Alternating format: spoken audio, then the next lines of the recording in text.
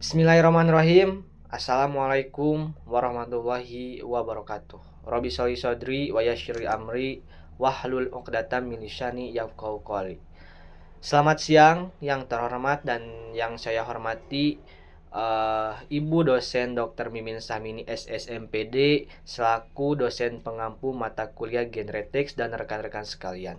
Hari ini saya Ripal Abdul Mujib akan mempresentasikan hasil laporan buku yang berjudul Dahsyatnya Otak Bawah Sadar, yaitu efektivitas hipnosis dalam menulis cerpen. Tugas ini disusun untuk memenuhi ujian akhir semester pada mata kuliah Genretex. Dalam pemilihan buku ini, alasan saya memilih buku ini karena menyajikan tema yang sangat segar dan interdisipliner.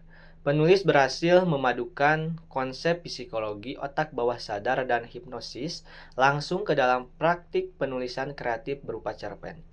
Melalui analisis ini, kita akan melihat bagaimana aspek kognitif psikologis mampu mendobrak hambatan menulis mahasiswa. Kemudian, pendidikan karakter dan pembelajaran sastra. Pada bab 1, buku ini menekankan pentingnya pengembangan karakter dan pembelajaran sastra. Karakter mulia seperti integritas dan kejujuran bisa dibentuk secara efektif melalui pendekatan psikologis yang tepat. Di sisi lain, pembelajaran sastra berfungsi mengasah kepekaan sosial dan kreativitas berpikir, di mana karya sastra yang baik harus memenuhi unsur estetika seperti keutuhan dan keselarasan. Kemudian, seringkali masyarakat menganggap hipnosis sebagai alat kejahatan atau mistis. Buku ini meluruskan stigma tersebut secara ilmiah. Hipnosis dalam konteks pendidikan atau hypnoteaching adalah metode komunikasi yang aman. Syarat mutlak adalah harus ada izin atau konsen dari subjek. Selama prosesnya, orang tersebut tetap sadar dan memegang kendali penuh. Namun, pada dalam kondisi relaksasi mendalam untuk menerima sugesti yang memotivasi. Kemudian, kekuatan pikiran bawah sadar. Mengapa kita harus menyasar otak bawah sadar? Fakta ilmiah menunjukkan bahwa tindakan manusia dikendalikan sebesar 88% oleh pikiran bawah sadar atau memori permanen, keyakinan atau trauma. Sedangkan pikiran sadar hanya berkontribusi 12%. Di sisi lain, 80% hambatan belajar seperti malas, minder, atau takut salah berakar dari motivasi yang rendah di alam bawah sadar. Dengan teknik hipnosis, kita menanamkan sugesti positif langsung ke porsi yang 88% tersebut agar efeknya permanen. Kemudian,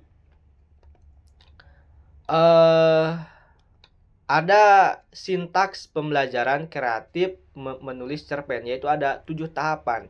Yang pertama, tahap praklas dan audio hipnosis. Yang kedua ada sugesti positif dan video motivasi. Yang ketiga analogi langsung. Yang keempat ada analogi personal. Yang kelima ada pemadatan konflik. Yang keenam ada deskripsi solusi. Dan yang terakhir yang ketujuh yaitu uji menulis utuh. Penerapan kreativitas menulis dalam buku ini diwujudkan melalui model pembelajaran sinektik berbasis hipnosis dalam 7 langkah runtut yang sudah dibicarakan tadi ya.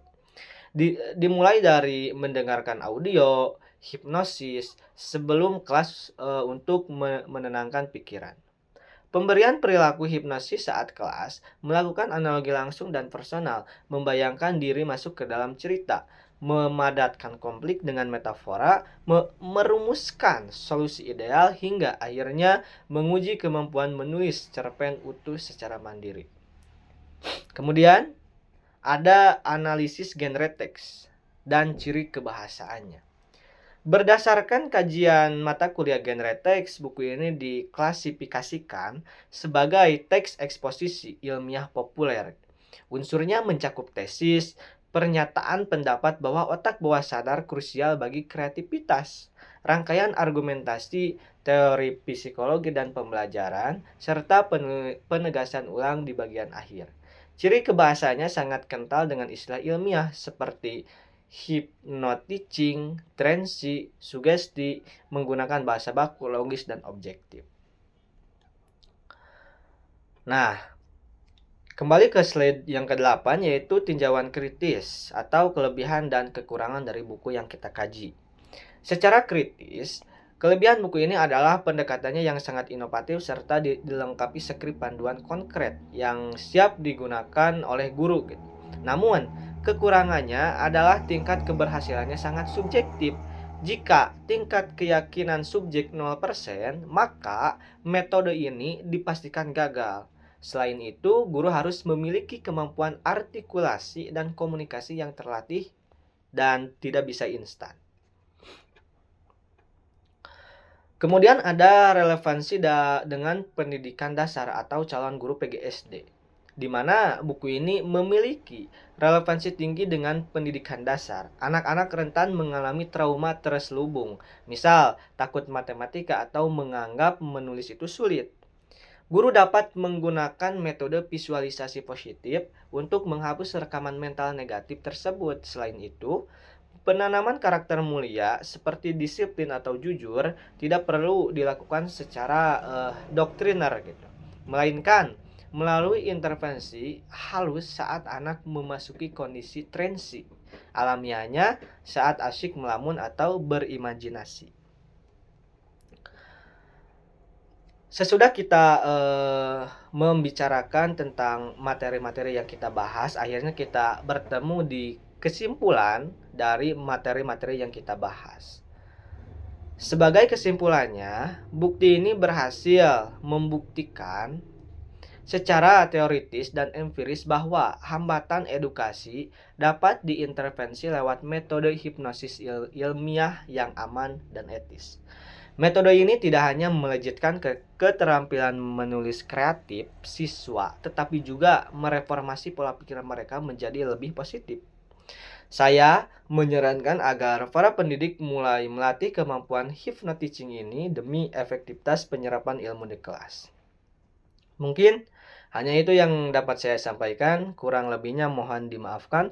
Wallahul muwaffiq ila aqwamit thoriq. Wassalamualaikum warahmatullahi wabarakatuh.